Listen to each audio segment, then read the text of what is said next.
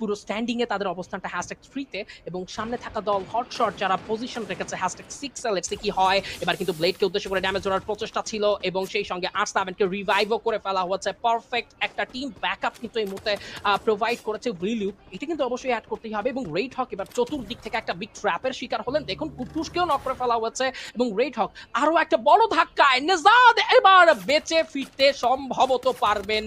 O no way!